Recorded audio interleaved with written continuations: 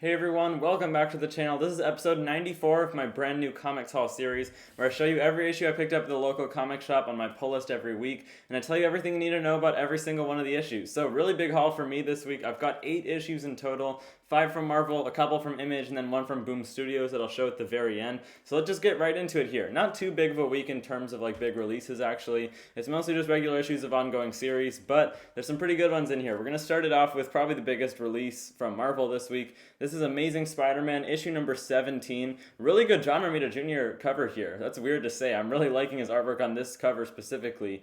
And you can kind of see how Spidey is like shadowed on the back of the cover, I was noticing. And if you look inside the interior pages of these Dark Web tie-in issues like Amazing Spider-Man is right now, part of this whole Dark Web event, the connecting covers, there's a connecting background for all the covers. So the next issue that I'm about to show is Mary Jane and Black Cat. I don't know how many of these actually connect with each other. It's probably one big cover if you get all the tie-ins and stuff. To be honest though, that's really the only reason you should be getting all the tie-ins is to connect the covers.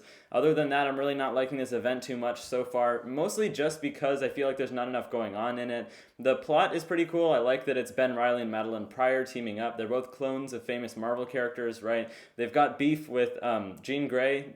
Ben Reilly has beef with Peter Parker, but so far these Amazing Spider-Man tie-ins have just been like Peter Parker, Spider-Man fighting different villains that are involved in Dark Web. We saw Venom in like this mind-controlled state. That's happening in his whole like Venom tie-in thing. I'm not reading that. But we saw Spidey fight Venom, and then we saw him fight Ben Reilly. There's like no dialogue in each issue. To be honest, I'm really not liking it. I know some people are, so if you're liking it, I'm glad you are. I do want to show some interior artwork here, though. Ed McGuinness is the artist on here, and one good thing about this event is that he's doing the guest art, so it's a good break from John Romita Jr. because his art is super duper clean in here. The colors really pop off the page, too. So we'll see about Dark Web. The cliffhanger at the end of the last issue actually seemed pretty intriguing. But we've just got a few more issues left of this. A pretty small event in total, but yeah, Marvel's definitely pumping out these tie-ins. The next one, though, I already showed it for a second there, but this next one is also a Dark Web tie-in. This is Mary Jane and Black Cat number 2. Another J. Scott Campbell cover there. They also have that same background. Although they're covering most of the covers, so I don't know how the webs connect. Maybe this is one of like the corner issues or something. I don't know. But Mary Jane and Black Cat number 1, that was actually an excellent issue. I guess if I do want to recommend one Dark Web tie-in, it would be this one. Just these first couple issues are actually tying into the event, though. This is just its own 5-issue miniseries outside of the event, too. So they're going to be finishing this off with 3 through 5 after this is over. The artwork was really clean in the last issue. It's looking pretty good in here also. And we saw Mary Jane and Black Cat teaming up once again. They've become better friends over the last couple of years. Now that neither of them is as involved with Spider-Man anymore, they can kind of make more of an alliance with each other. This is more of a Black Cat comic than it is a Mary Jane one, because it is written by Jed MacKay, who's written a few different Black Cat series at this point. This series is kind of a continuation of that, and he writes both characters really well. Mary Jane has this mysterious new power set that's come into play. And although we're not really getting too much info on like whatever happened with Spider-Man that led him to break up with Mary Jane 6 months ago, that whole mystery in Amazing Spider-Man, it still is really good, and we know that whole thing is going to be resolved soon in Amazing Spider-Man. They just announced, I think like issue 20 or 21 or something, they're going to tell the backstory. But great comics so far. That's Mary Jane and Black Cat number 2.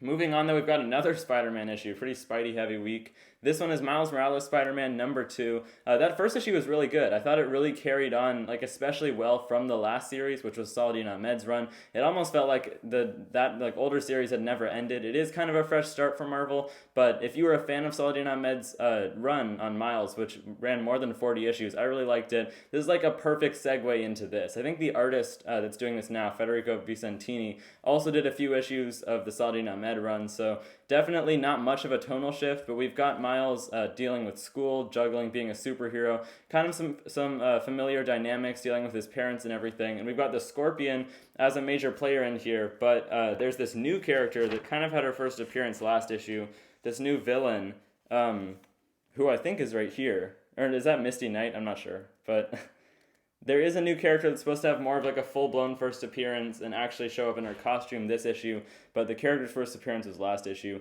Great series so far, at least based on the first issue, but we'll see how this continues to be. If you want a little bit more of a lighthearted comic that's fun to read, Miles is definitely your best bet. And it's been really good over the last few years. It hasn't been missing. So Miles Morales Spider-Man number 2, hoping that series continues to be good.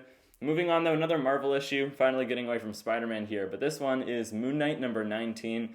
So last issue was kind of like wrapping up that whole vampire syndicate story arc that we had going on. I have no idea what's going on in this cover. Some sort of like sailor smashing Moon Knight's head. Who knows? Maybe it's some obscure Marvel character, maybe it's a new Marvel character or something.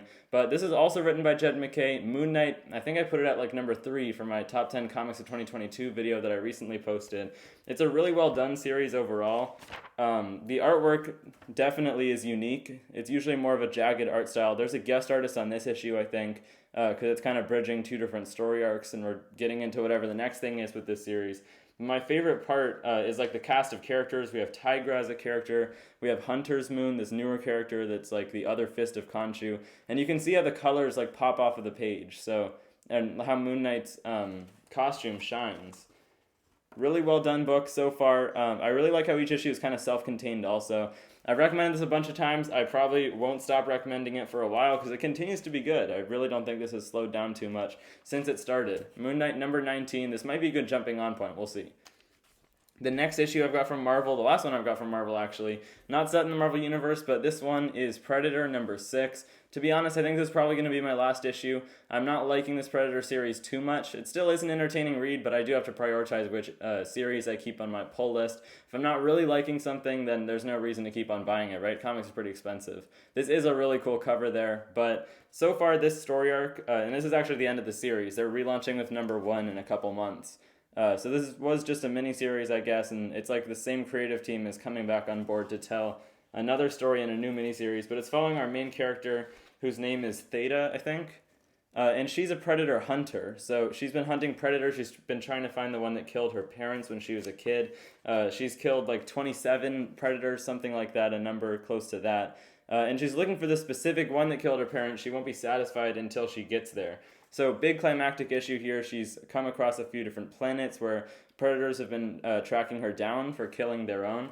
And yeah, like I said, it is a pretty good series. I'm not that big of a Predator fan. I just wanted to try this out because I had seen the first movie. I was liking what Marvel is doing with the Alien series, and they're supposed to cross over at some point, but probably my last issue. That's Predator issue number 6. Moving on to the indies, though, I've got a couple issues from Image here. This first one, definitely the best cover of the week. We've got Gunslinger Spawn number 16. Look at that cover. The watercolors, that's really well done. I'm curious who did this, though. I think it's David Mack.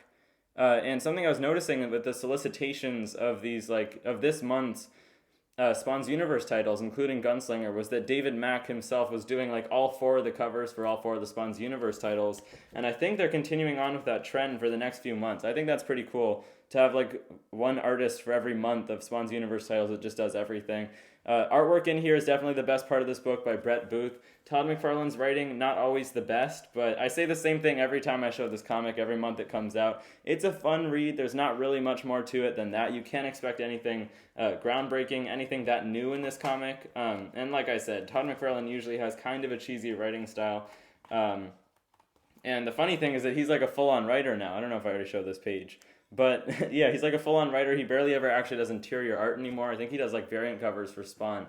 But cool character. They are fleshing out his backstory, which is pretty cool. Awesome artwork by Brett Booth, and it looked like that was a new like speedster character in there. Gunslinger Spawn, definitely a recommendation, but yeah, nothing too crazy in there.